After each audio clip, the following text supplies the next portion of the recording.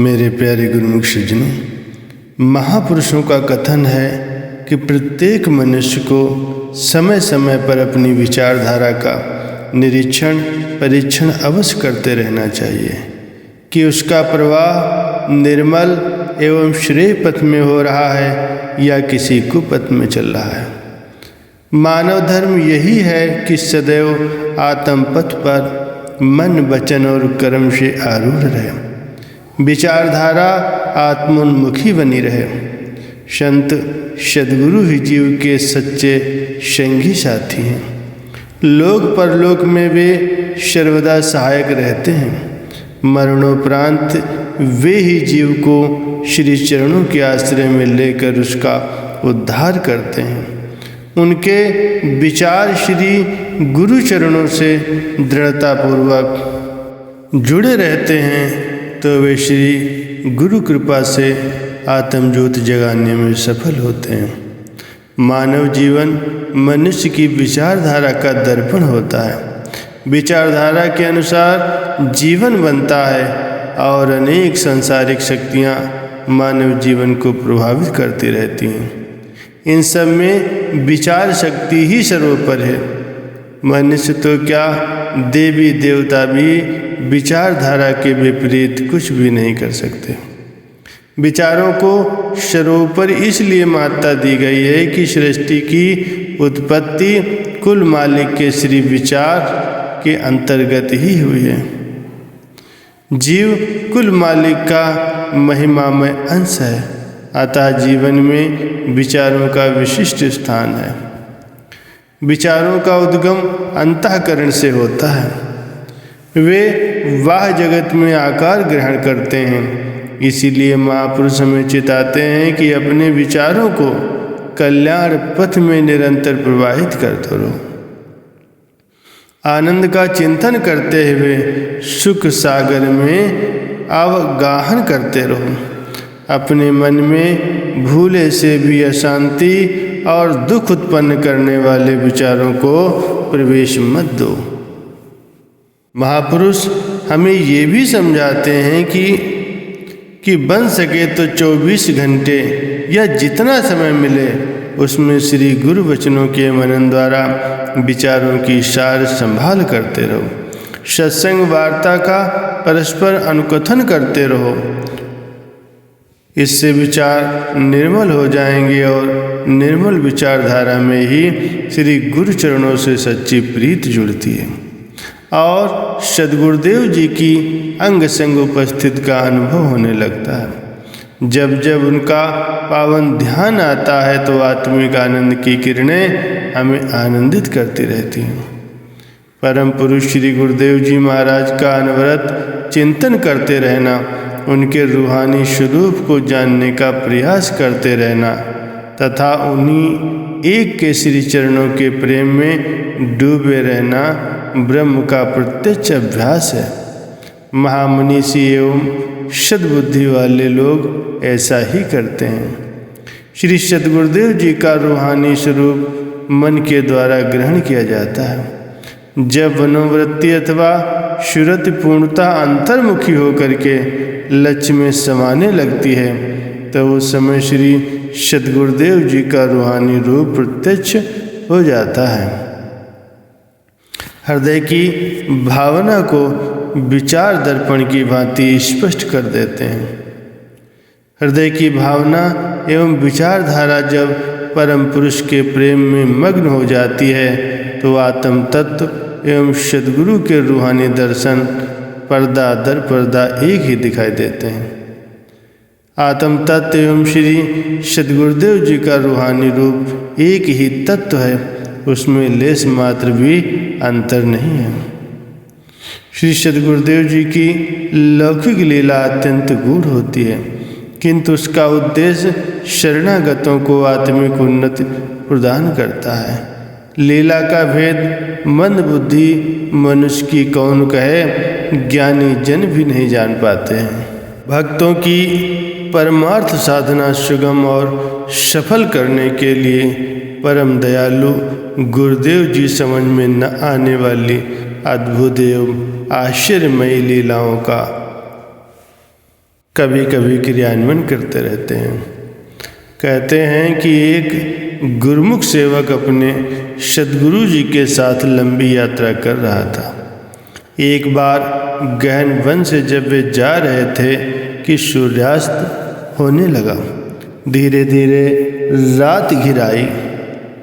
मार्ग के किनारे एक सुंदर वृक्ष देखकर श्री गुरुदेव जी ने कहा कि रात्रि विश्राम यहीं कर लेते हैं। इस वन में हिंसक पशुओं के होने की संभावना है, अतः हम में से एक को जागते रहना पड़ेगा।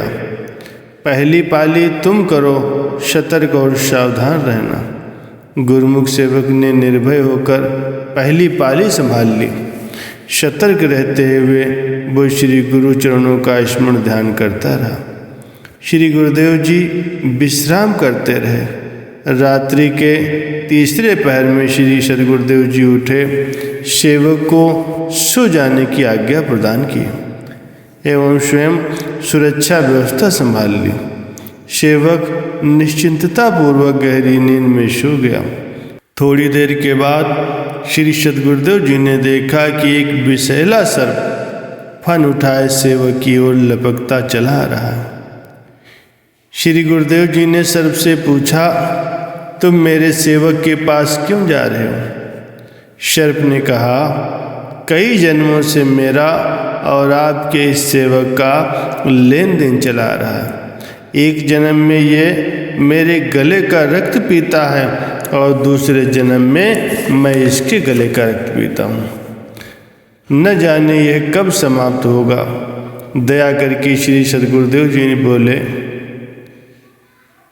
मैं अपने हाथों से तुम्हें इसके गले का रक्त पिलाकर इस भयावह लेन देन का बंधन समाप्त कर देता हूँ। सर्प मान गया। श्री गुरुदेव जी तेज धार वाला चाकू लेकर सेवक की छाती पर बैठे और गले पर चाकू से खरोंच लगाई। सेवक जाग गया। अधखुली आंखों से उसने देखा कि गुरुजी चाकू हाथ में लिए छाती पर विराजमान है। उसने तुरंत ही आंखें फिर बंद कर ली और निर्भयता से सो गया। श्री गुरुदेव जी ने सेवक के गले से रक्त की बूंदें निकालकर सर्प के मुंह में डाल दी। तृप्त होकर सर्प वहां से चला गया। जब सेवक प्रातःकाल सोकर उठा तो गुरुजी ने उससे पूछा, तुम्हारे वस्त्र पर रक्त के दाग कैसे लग गए हैं?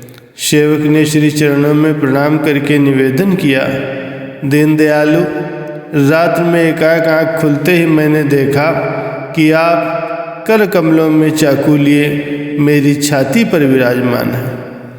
आपके कार्य में विघ्न न पड़ जाए, इसलिए मैंने तुरंत आंखें बंद की और सुखपूर्वक गहरी नींद में सो गया। श्री गुरुदेव जी ने फिर पूछा, तुम उस समय चुप क्यों हो गए? भगत जी ने नम्रतापूर्वक कहा, बहुत दिन हुए मैंने दो बातों में अपने विचार अधिक और सुदृढ़ कर लिए थे। एक तो ये कि श्री गुरुदेव जी के द्वारा मेरा कभी अनिष्ट नहीं हो सकता। दूसरा यह है कि दृढ़तापूर्वक मुझे अपने सेवक धर्म का पालन करते रहना चाहिए।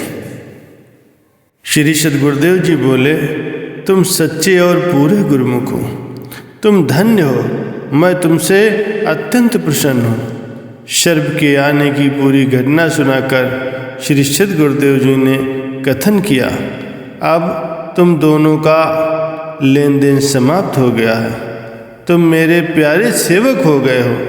नेत्रों में प्रेम अश्रु भर करके सेवक ने श्री सद्गुरुदेव जी के चरण कमल पकड़ लिए।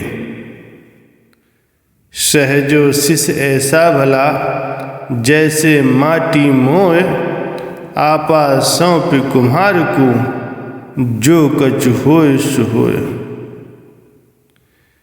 इस श्रेणी के सच्चे और सर्व समर्पित कर देने वाले महाभाग गुरुमुखों का मनोभाव दर्शाने के लिए किसी ने कहा, उसी के वास्ते जग को भुलाया है मैंने, सब कुछ खोकर ही उसे पाया है मैंने। मन में निरंतर सांसारिक मोह ममता की आसक्तियाँ जब तक शेष रहती हैं, विचार संयमित करना आसान नहीं होता। मन एवं विचारों का प्रवाह अगम सागर में जाने से रुकता है तो केवल श्री गुरु कृपा द्वारा है। पूर्ण श्रद्धा विश्वास के साथ श्री गुरुदेव जी की मौज और आदेश के अनुसार जीवन ढालने का भरसक प्रयत्न पुरुषार्थ सच्चाई पूर्वक करते रहना चाहिए। गुरुचरणों की सेवा, सिमरन, ध्यान, सत्संग, भजन अभ्यास में अधिक से अधिक प्रतिदिन समय लगाना चाहिए तो धीरे धीरे विचारों का प्रवाह श्री चरणों में उत्पन्न हो जाएगा। उठते बैठते सोते जागते प्रत्येक पदार्थ और प्राणी में शत्रु मित्र, सुख दुख में श्री सद्गुरुदेव जी की मौज तथा उनके पावन स्वरूप के दर्शन करते रहना चाहिए और अभ्यास भी जारी रखना चाहिए। बोलो जयकारा बोल मेरे श्री गुरु महाराज जी की जय।